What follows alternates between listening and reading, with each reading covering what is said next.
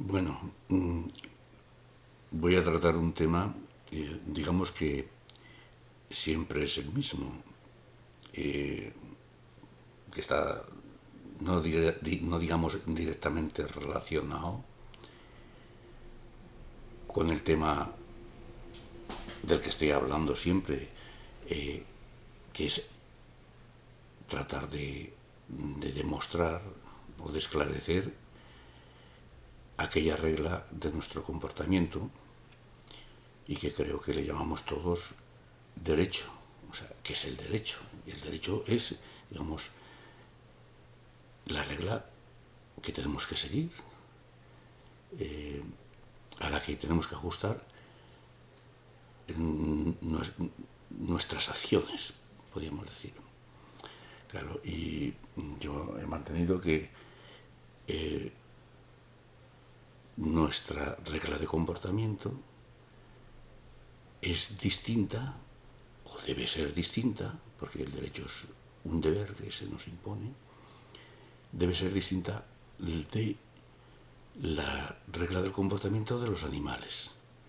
Porque yo digo que yo no soy un animal, como he partido siempre desde el principio, me baso en eso, de que no me considero un animal y no considero a los demás animales.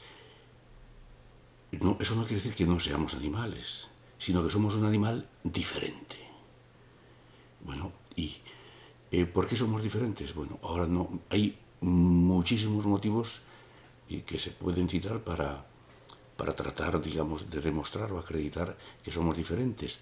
Ahora no me voy a centrar en eso. O sea, todo eso es lógico que hay que tratarlo y yo en mi discurso lo tengo escrito desde muchos puntos de vista. Pero ahora lo voy a dejar aparte, ¿no? Y me voy a limitar pues a hacer pues, un comentario más simple y más reducido de por qué nosotros nos tenemos que regir por unas reglas distintas al resto de los animales. Y para ello voy a aprovechar, ¿no? como excusa y como un sistema de facilidad, ¿no? Pues un texto que no tiene ninguna importancia porque no es la expresión de ninguna autoridad académica ni científica, o sea, no es ninguna cita de nadie que yo intente rebatir o que intente, digamos, adherirme a ella, ¿no? Sencillamente es un texto que está escrito en una novela. Claro, en una novela se puede decir cualquier cosa sin ninguna clase de pretensión ni de rigor de veracidad. Dicha en unos términos que puede coincidir con unas opiniones o con otras, pero yo creo que este texto es coincidente con algunas opiniones y curiosamente lo traigo a colación porque sabiendo pues estas cosas que yo suelo hablar, que claro, las hablo porque es la opinión que yo tengo, ¿no? Y la manifiesto pues con cualquiera que esté hablando, que tenga cierta confianza con él o que tenga bastante trato. Entonces, recuerdo que pues lo que voy a comentar pertenece a una novela, o sea, un libro que yo no he leído. Sencillamente, pues una compañera de trabajo me dice, mira, lo que dice aquí esto, a ver, a ti te puede llamar la atención o te puede resultar interesante, ¿no? Y entonces me lo leyó. Y yo, bueno, pues aprovechándose que es algo que le llama la atención a alguien que me podía interesar, pues lo voy a comentar. Bueno, ya digo, yo no he leído esta novela, ni lo que está por delante, ni lo que está por detrás, ni el contexto en el que está. Entonces, solamente me limito a hacer un comentario sobre un pequeño texto, que es, desde mi punto de vista, muy sugerente. Por lo que voy a seguir, pues, el tratar de analizar, no me gusta esa palabra aplicada así a especulaciones, sino sí, voy a tratar de buscar el significado de unas cuantas palabras muy recurridas y muy importantes y muy relacionadas con el mundo del derecho. Entonces, primero voy a leer el texto y luego lo vamos a ir, digamos, desmenuzando. Podríamos decir casi palabra por palabra. Entonces, lo primero que dice este personaje en este pequeño fragmento empieza así. Dice, en esto te equivocas.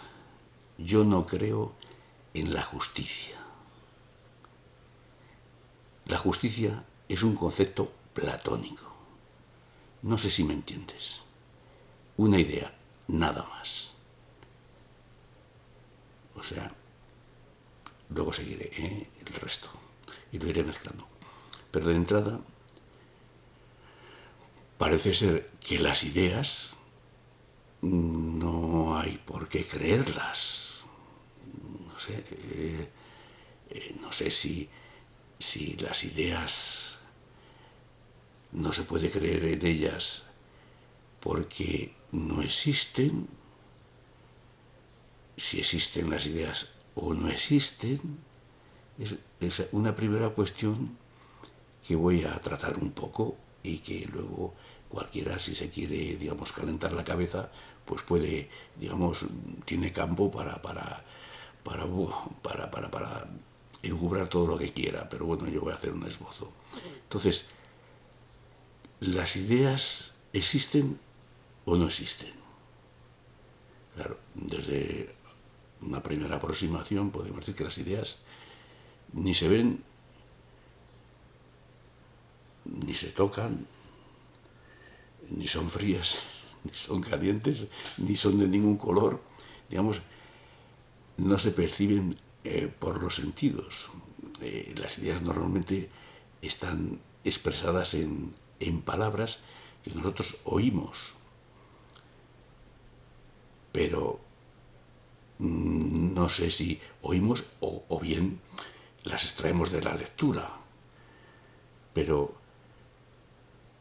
esas afirmaciones, esos juicios, esas conclusiones,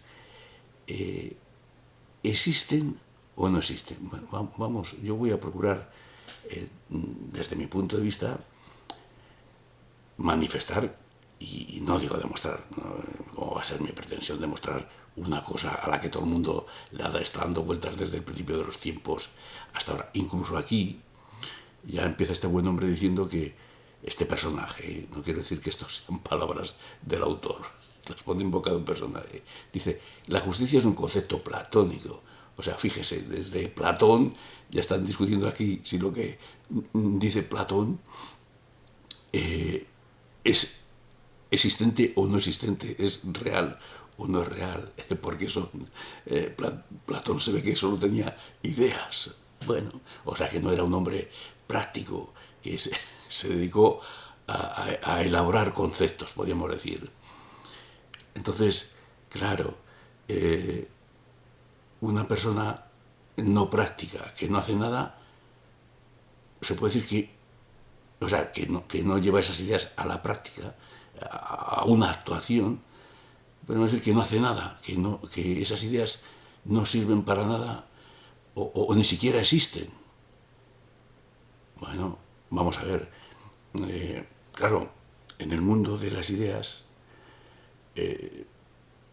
podemos decir que es extensísimo, pero hay un mundo concreto de las ideas que podríamos decir que son las ideas que se pueden llamar verdaderas o conocimiento. Claro, el conocimiento yo entiendo por tal conocimiento verdadero, o sea, verdades que pertenecen a muchas ramas del conocimiento o de la ciencia, ¿no? Entonces, vamos a ver, por ejemplo, una expresión de una idea, de una rama del conocimiento, por ejemplo, el teorema de Pitágoras. El teorema de Pitágoras es la manifestación de una idea, creo yo, pero bueno, cada uno que piense lo que considere oportuno. O sea, el teorema de Pitágoras, bueno, si lo digo bien, no lo digo regular, pero bueno, nada, cualquiera nada más lo tiene que comprobar, y creo que consiste en que en un triángulo, por ejemplo, un rectángulo, o sea, con un ángulo recto, la hipotenusa al cuadrado es igual a la suma de los dos catetos al cuadrado, o sea, de un cateto al cuadrado más el otro cateto al cuadrado. Bien, esto es una conclusión o una idea que yo entiendo que es verdadera, porque ahí está cuando él la formuló y ha seguido considerándose válida hasta nuestros tiempos. Podríamos seguir estando equivocados, pero hoy por hoy yo creo que la consideramos todos una idea verdadera y que es el descubrimiento de algo que ya estaba allí. O sea, las cosas ya eran así cuando las formuló Pitágoras. O sea, el principio de Pitágoras ya existía antes de Pitágoras y seguirá existiendo cuando no haya en la Tierra ningún hombre que lo recuerde o que lo conozca. Pero siempre será así. Podríamos decir, una verdad objetiva, que es independiente de la persona que lo descubrió o que lo formuló, ¿no? Y que luego, claro, eso es la idea. Claro, si el bueno de Pitágoras se queda ahí y el hombre, pues, no hace nada con eso. Ahí está, el teorema de Pitágoras para el que quiera. Eso no vale nada, no tiene ninguna importancia, es solo una idea. Bueno, luego viene la fase siguiente. Claro, si yo quiero hacer pues, el tejado de mi casa, ¿no? Inclinado, y digo, bueno, el techo, podríamos decir, mide tanto, y le voy a dar una altura de tanto en el centro del tejado. Por ejemplo, digo, ¿cuántas tejas, cuánta superficie de tejas necesito? Pues tengo que calcular la longitud de la hipotenusa, ¿no? Y luego, aparte luego calcular la distancia que habría de un lado al otro de la casa. Esa idea, digamos, puede ser práctica en el sentido de que me sirve para calcular la cantidad de tejas que necesito a la hora de irlas a comprar, por poner un ejemplo. Eso ya sería pasar a la segunda parte, a la parte práctica, a la aplicación de ese principio concreto del teorema de Pitágoras, ¿no?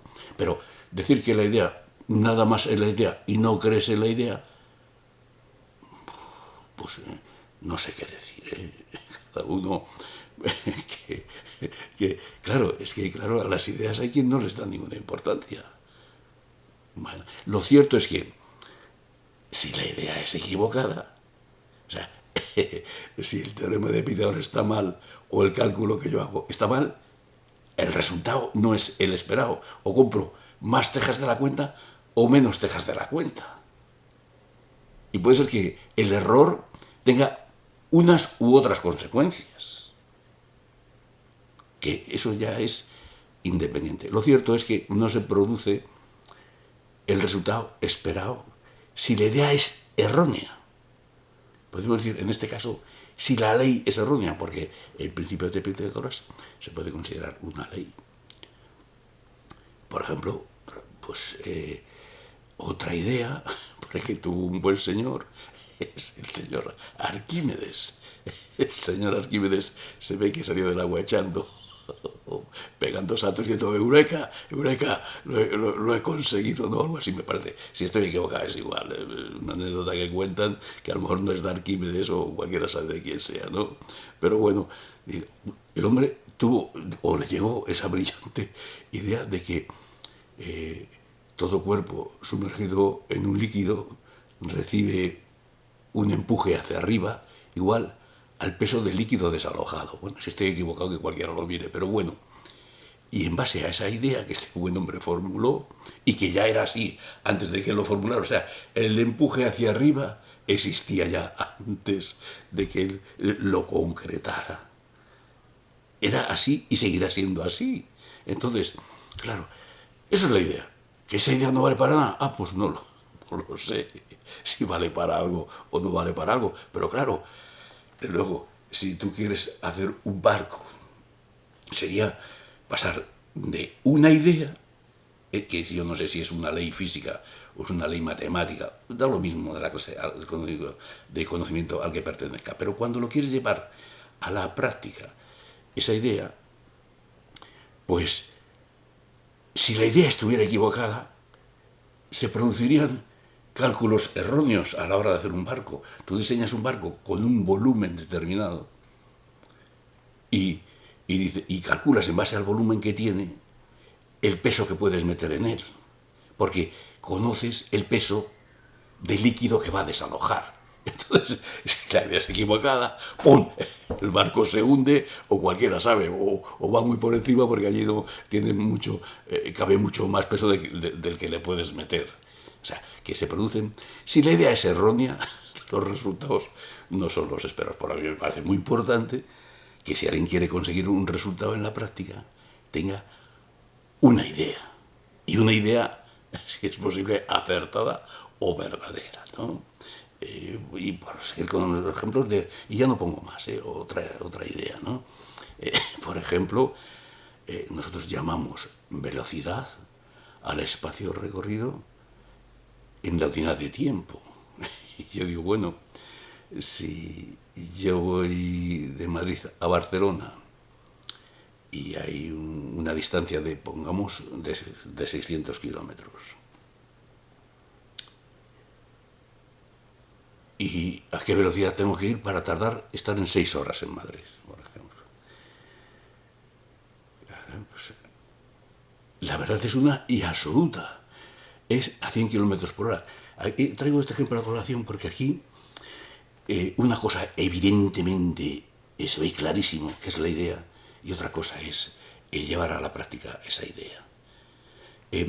La idea es condicional, es sacar, digamos, distinguir entre los hechos y los conceptos, o las cosas y los conceptos, las ideas, en una palabra. O sea, ponemos delante sí, un condicional, sí, hay tanta distancia, que puede ser o no, pero si hubiera 600 kilómetros de Madrid a Barcelona, y si voy a una velocidad de 100 kilómetros por hora, tardo 6 horas. Esto es irrebatible. Es porque hacemos un cálculo, una idea teórica, y ponemos el condicional sí. O sea, si esto es así, o si esto fuera así, el resultado es este. Que luego no tiene nada que ver con lo que hagas en la práctica. Si yo luego cojo el coche y si consigo adaptar la acción práctica a la idea, pues llegaré en 6 horas. Si luego en vez de ir llevo mal el cuenta kilómetros y en vez de creer que voy a 100 por hora voy a 80, pues no llego en las 6 horas. O tengo un pinchazo en la mitad del camino. Pero si la idea fuera equivocada, si yo hiciera el cálculo, bueno, si con esta distancia y a esta velocidad, yo, digamos, el cálculo correcto son 6 horas, y yo calculo, bueno, voy a llegar en 3, que me equivoco en el cálculo, o sea, tengo una idea equivocada, evidentemente no llegaré en 3 horas. Llegaré en 6 si es que voy, si se dan esas condiciones, 600 kilómetros de distancia, 100 kilómetros por hora, pues yo llegaría en 6 horas, no voy a llegar en 3. O sea, una idea cierta y verdadera puede producir o no producir unos efectos reales verdaderos porque te puedes equivocar luego. Pero una idea equivocada, salvo que te equivoques y luego y por casualidad soy de la flauta, no produce los resultados, digamos, previstos. Bien, creo que con esto pongo de manifiesto mi punto de vista de que las ideas existen y son muy importantes porque determinan la posibilidad, o sea, son la posibilidad de que se produzcan esos resultados que hemos previsto, calculado idealmente, o sea, en las ideas. Bueno, ahora vamos a pasar a ciertas ideas ya no tan generales y de ciencias que son bastante exactas, ¿no? Las matemáticas, la lógica, la geometría, En este campo sí parece que todos aceptamos, creo yo que existen ideas irrebatibles en las que todos más o menos estamos de acuerdo cuáles son verdaderas y cuáles son falsas. Ya. Pero, claro, la idea de que aquí se habla es la idea de justicia. Claro, igual que he dicho que una cosa es la idea y otra es, digamos, tratar de llevarla a la práctica, yo la palabra justicia la entiendo no como la idea del derecho, sino como la aplicación práctica del derecho. O sea, conocido el derecho verdadero, la justicia sería en tratar de llevar a la práctica esas ideas del derecho verdadero. O sea, si el derecho verdadero es que un contrato se tiene que cumplir, cuando alguien celebra un contrato, pues si no lo cumple, la justicia sería el llevar a la práctica ese cumplimiento. Entonces, puede ser que, desde luego, si la idea que tenemos de derecho no es la correcta, se producirá una injusticia. Si la idea que tenemos de derecho es correcta, se puede o no producir una justicia según su aplicación, que se aplique bien o que se aplique mal. O sea, yo entiendo la justicia como la aplicación de derecho. Esto no quiere decir que este personaje aquí entienda la justicia como la entiendo yo. Da la sensación de que la entiende como yo entiendo el derecho, o sea, como una idea, nada más. O sea, la justicia es una idea, es lo que yo entendería por derecho. Porque luego la injusticia, se puede no creer en la justicia porque el derecho es bueno, es el verdadero, pero luego los jueces son corruptos y los gobernantes y los abogados, todas las personas que pueden, y los testigos, los peritos, todos pueden ser gentuza que hace que lo que es una buena ley, la ley verdadera, el derecho, se aplique mal y se convierta en injusticia. Y entonces, esto se podría entender como que no creen en la justicia porque, a pesar de que existe el derecho, digamos, la aplicación luego es mala.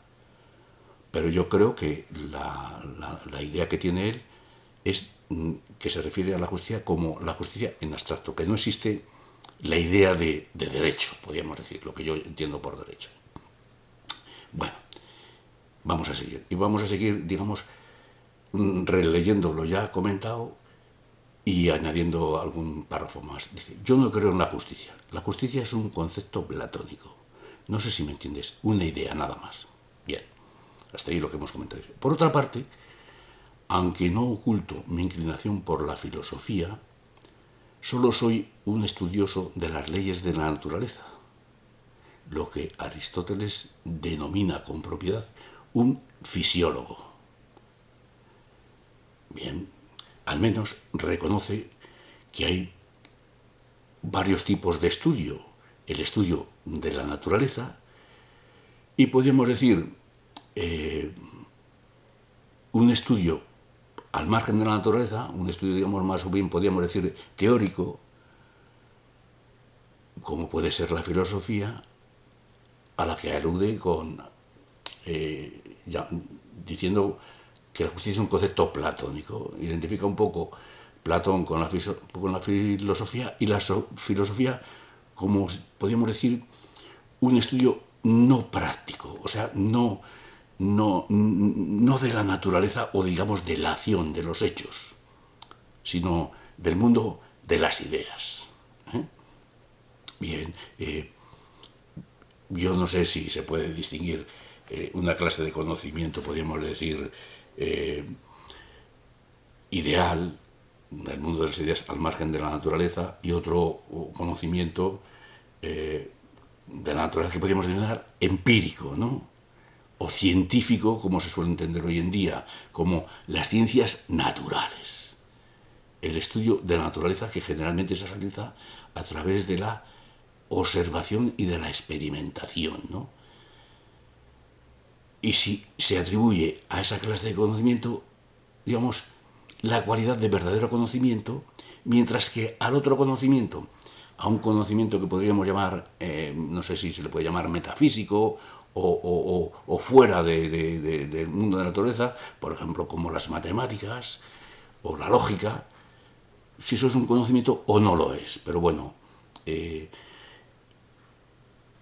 aquí él parece que dice que solo soy un estudioso de las leyes de la naturaleza, aunque, digamos, bien, tiene cierta inclinación por especular, digamos, intelectualmente, de una forma no práctica, ¿no? Bien, vamos a seguir. Siendo, como él dice, lo que denomina con propiedad un fisiólogo, dice, si algo he aprendido es esto. O sea, continuando con lo que había leído. Y si algo he aprendido es esto, que la naturaleza no es justa, ni la justicia es parte del orden natural. Claro, es que esto no, ya lo veo un poco, digamos, complicado o problemático. Claro que en la naturaleza no es justa, ni la justicia es parte del orden natural. O sea, digamos, la naturaleza y la justicia no tienen nada que ver.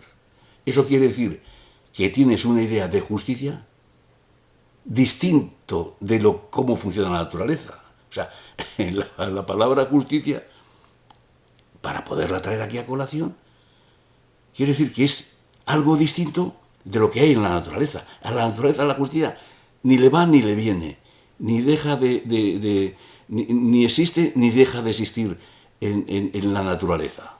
Dice, si algo he aprendido es esto, que la naturaleza no es justa, ni la justicia es parte del orden natural.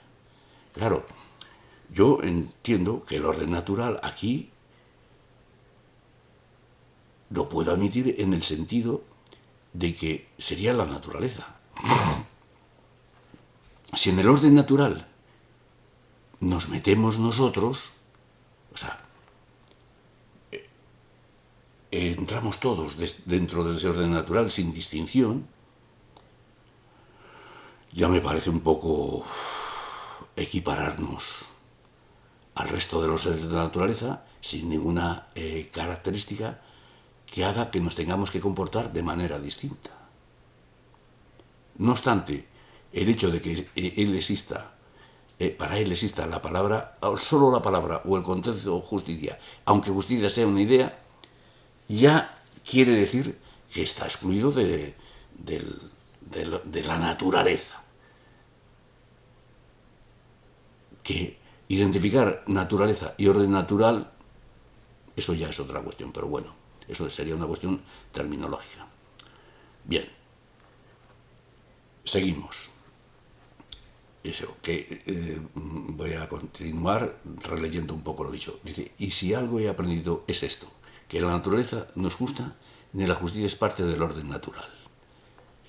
Ahora, en el orden natural, al que pertenecemos todos, el animal más fuerte se come al más débil. Bueno, esto ya es una declaración evidente, podemos decir de principio, de que todos pertenecemos al mismo orden natural y que todos estamos regidos por la ley de la fuerza, que consiste en que el animal más fuerte se come al más débil. O sea, nosotros no nos distinguimos en nuestra manera de comportarnos, ni nos debemos distinguir del resto de los seres de la naturaleza. En concreto sería lo más próximo a los animales. Y además es con quien nos hace la comparación. Dice, en el orden natural, el animal más fuerte se come al más débil. Yo esto lo admitiría, que en la naturaleza el animal más fuerte se come al más débil. Bien, la naturaleza hay de todo. Hay animales que comen a otros y otros animales que no comen a otros. Y animales que comiendo a otros hay algunos que no se lo comen, a lo mejor siendo más fuertes. O sea, es un mundo donde hay de todo. No se puede, digamos, hacer esta generalización tan... Pero sí, como regla general, podríamos decir que si uno es más fuerte y se quiere comer al otro, se lo come. Entonces, claro, aquí identifica orden natural con naturaleza, está bien claro, y además nos incluye a todos en la naturaleza, o sea, nos animaliza. Y dice que nuestra regla de comportamiento es la ley de la selva. Eso que decimos, se suele decir como frase hecha, el pez grande se come al chico. Bien. Esto creo que es una opinión que se puede oír con frecuencia, por eso tiene, y además que puede ser bastante generalizada, que hace que las personas que ven que hay abusos, en el sentido de que el más fuerte abusa del que es más débil, pues está muy generalizado y que en realidad pasa lo mismo que en la naturaleza. Claro, pero en realidad, y esto es lo grande que tiene, digamos, creo, o lo verdadero que tiene mi punto de vista, es que yo considero que el respeto es la ley de las personas, que no es la ley de los animales. En la naturaleza rige, entre otras leyes, la de la fuerza, masa es igual por aceleración, y claro, pues si un oso pesa 3 veces más que nosotros y además tiene más fuerza, pues te pega un guantazo o te pega un zarpazo y estás listo. O un león te pega un bocado y estás apañado. O otro hombre te pega un tiro o un garrotazo con una fuerza determinada, o sea, una masa determinada y una determinada aceleración y te quedas en el sitio, vamos. Esto es una ley, son leyes o una ley de la naturaleza. Pero esa ley de la naturaleza es la que tiene que regir nuestro comportamiento. Es evidente que este propio, digamos, personaje está expresando que la ley, digamos, de las personas es el respeto, porque ya reconoce como ley de la naturaleza que el animal más fuerte se come al más débil y que por eso no hay justicia en la naturaleza. Quiero decir que la justicia es precisamente eso, que no exista esa ley de la naturaleza aplicable a las personas, o reducir al máximo posible esta ley de la naturaleza. Él está reconociendo, digamos, implícitamente que lo injusto entre las personas, lo que llamamos justicia, no es que el animal más fuerte se coma al animal más débil. Por lo tanto, está reconociendo la misma idea de justicia o de derecho que tengo yo, que es que el respeto. O sea, si la naturaleza no es justa porque el animal más fuerte se coma al débil, la justicia es que el más fuerte no abuse del más débil. Claro, entre los animales esto es imposible de conseguir ni de aplicar, porque los animales no tienen una idea como la que tenemos nosotros de derecho, que la podemos tener, igual que hemos descubierto el principio de Pitágoras o el principio de Arquímedes o la superficie de un cuadrado o de un rectángulo. Hemos descubierto que existe una idea de derecho, que es que el más fuerte no abuse del más débil. Y entonces, reconocida esa idea, que la tenemos todos, porque aquí la manifiesta, que dice que la naturaleza no es justa, ni la justicia forma parte de la naturaleza, porque el animal más fuerte se come el más débil. Sería justa, podríamos decir, si no sucediera eso. Es lo que está diciendo él en sentido contrario. Las interpretaciones se pueden hacer de una forma afirmativamente o en sentido contrario se puede sacar las conclusiones. Entonces, en este caso, él, interpretando esto en sentido contrario, sabe muy bien cuál es la ley verdadera y la ley por la que se tienen que regir las personas. Sabe lo que es la justicia, que es no abusar el más fuerte del más débil. O sea que él está demostrando, sin pretenderlo, que tiene la misma idea de derecho o de justicia que la que tengo yo. Por eso creo que, aun sin querer, aunque el que quiera afirmar lo contrario, a la idea verdadera de derecho, que es el derecho natural, el derecho que surge de nuestra racionalidad, se tienen que contradecir necesariamente. Quien quiera negar la existencia del respeto y de la razón como derecho verdadero se tiene necesariamente que contradecir. ¿Por qué hago este comentario sobre este pequeño texto, ¿no? Porque esta idea, desgraciadamente, desde mi punto de vista, pues está muy extendida. O sea, y no es que nos la creamos en lo más íntimo de nosotros, porque todos somos seres racionales y todos tenemos, como dice la ONU, razón y conciencia, ¿no? Y sabemos lo que está bien y lo que está mal, y cuándo actuamos bien y cuándo actuamos mal. Sino porque caemos en la desesperación a la vista de las injusticias que se producen o del statu quo en el que los más fuertes abusan de los más débiles.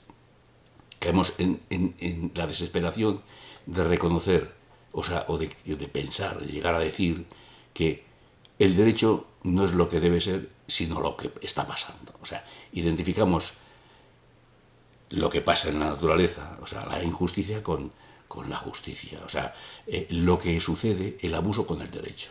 Entonces, yo no sé, claro, yo no he entrado en las cuestiones, digamos, de fondo filosóficas que pueden estudiar pues los juristas del derecho natural o de la filosofía del derecho o los filósofos de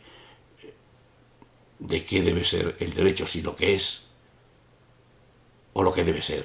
Yo entiendo que el derecho es lo que debe ser y que tenemos que actuar nuestro comportamiento a lo que debe ser. El que se considere un animal y crea que tenemos que andar a palos unos a otros y imponer su voluntad a los demás, los que tienen más fuerza sobre los que tienen menos, pues allá ellos, citas en contrario, desde luego, tienen todas las habidas y por haber.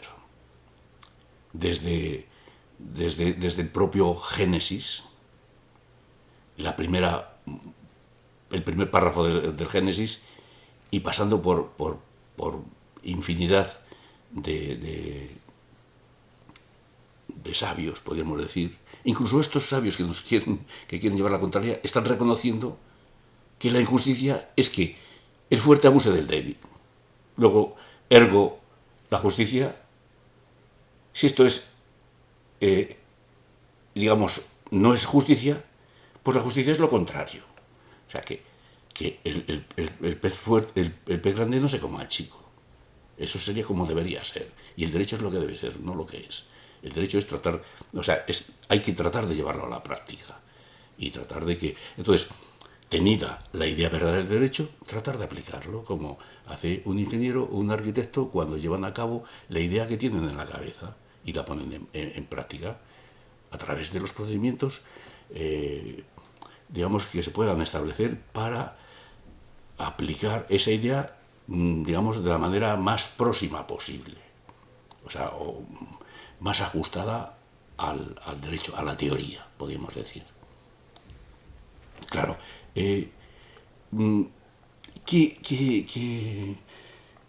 digamos, ¿qué sentido tiene que yo haga este comentario respecto a una novela, que en una novela se puede decir lo que quiera o que no se quiera? Bueno, es que el autor de esta novela, que, hombre, quizás hago mal en no comentar quién es el autor y a qué novela pertenece, pero bueno, no quiero que se distorsione la idea o sea, en las conclusiones que de aquí se puedan sacar o la objetividad del comentario del texto por la idea que se pueda tener del autor. Pero el que quiera localizarlo lo tiene fácil con los datos que da. O sea, hoy en día, metiendo en Google cualquier palabra de estas claves, pues se encuentra quién es el autor. Pero además le voy a dar algún dato más, porque si alguien tiene interés, que lo veo muy, muy difícil, porque malo será que, o sea, no creo ni que nadie escuche esto que estoy diciendo, o que sean muy pocos y tampoco con mucho interés. Este buen hombre dice, ya en una declaración que no es en una novela, dice que una novela es lo que es, ni la verdad ni la mentira. El que lee una obra de ficción y no se cree nada de lo que allí se cuenta, va mal. Dice, pero el que se lo cree todo va peor. Bien.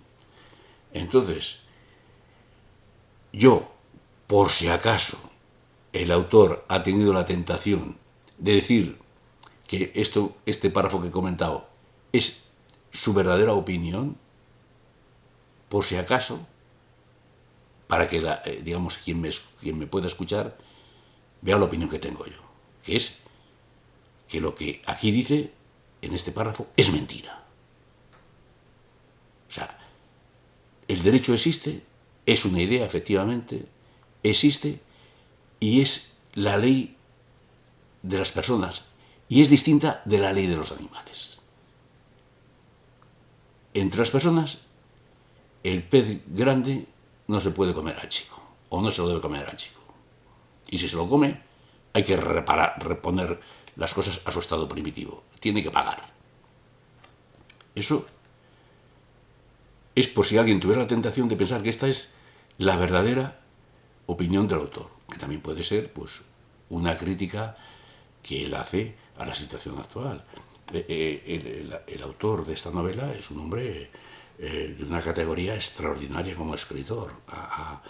Ha ganado los máximos galardones de la literatura española y se ha ganado la vida estupendísimamente escribiendo. Luego es un intelectual con toda la ley, un hombre muy bien formado, aunque él, claro, ya tiene una edad y estudió en la época de Franco en colegios de monjas y de frailes, y a lo mejor eran colegios muy malos, y en la facultad, en la Universidad Central de Barcelona, estudió Derecho, claro, y además pertenecía a una familia bien, si no digo acomodada, pero bien instruida, muy relacionada con el mundo de la aplicación del derecho. Entonces, si veía cómo se aplicaba el derecho, veía lo que se estudiaba en la Facultad de Derecho. Lógicamente, lo normal es que no crea en el derecho, porque seguramente que todo lo que vio ejecutar, o gran parte, eran injusticias, y lo que estudió vio que no tenía nada que ver con el derecho. Entonces, ¿cómo va a creer en la existencia del derecho si lo que se estudia en las facultades de derecho es una mierda, que no tiene nada que ver con el derecho, que solo son leyes asquerosas, que son violencia institucional pura? Y luego la aplicación, que él tuvo ocasión de ver aplicar, también era corrupta. Claro, esto te puede hacer caer en la desesperación, y que sea la desesperación la que hable por tu boca, pero eso no quiere decir que sea la verdad, ni muchísimo menos. Bueno, y ya con esto creo que ya he dicho bastante respecto a comentar esto, que, claro, pero sobre todo quiero poner de manifiesto que la idea de derecho que él tiene es exactamente igual que la mía, al decir que la justicia no forma parte de la naturaleza, porque en la naturaleza el pez grande se come al chico. Entonces, eso quiere decir que en sentido contrario tiene la misma idea que tengo yo del derecho, que es el respeto. O sea, que incluso los que niegan la existencia del derecho reconocen que el derecho existe y que es la misma idea de derecho que tengo yo. Y esto ahora en unos términos que no son académicos, que no son gente de la que habla, digamos, de jurisconsultas, de libros de derecho, sino de una persona normal. Ahora, una persona normal muy bien instruida, y que de derecho sabe, o puede saber tanto, bueno, como sabemos todos sabemos cómo se nos hay que comportar, pero una persona, digamos, que puede tener su influencia porque es reconocida por su talento, por su formación y por digamos, su vida de éxitos. A que la gente, pues, hace entrevistas y le pone atención porque es un hombre que ha triunfado. Pero me alegro de que su idea del derecho sea la misma que la mía. Bueno, y así termino este comentario, que se puede, digamos, catalogar dentro de lo que es que, en términos generales, que no somos animales igual que los demás y que somos seres racionales, y por eso concebimos ideas verdaderas, ideas falsas, y que nos tenemos que regir por una idea, no por las leyes de la naturaleza. Y esa idea es la idea de derecho que todos tenemos en la cabeza, la tenemos bien clara. Porque como eso, estamos rotados sobre todo de razón. Sabemos razonar. Y sabemos cuando razonamos bien y cuando no razonamos. O razonamos mal, o incurrimos en el absurdo, o en la contradicción, en una palabra. Entonces, como tales seres racionales, nos regimos por la ley de la razón y no por la ley de la naturaleza. La ley de la razón respecto a nuestro comportamiento es el derecho natural, que es el respeto y los principios de la razón. Bueno, así termino. ¿Vale?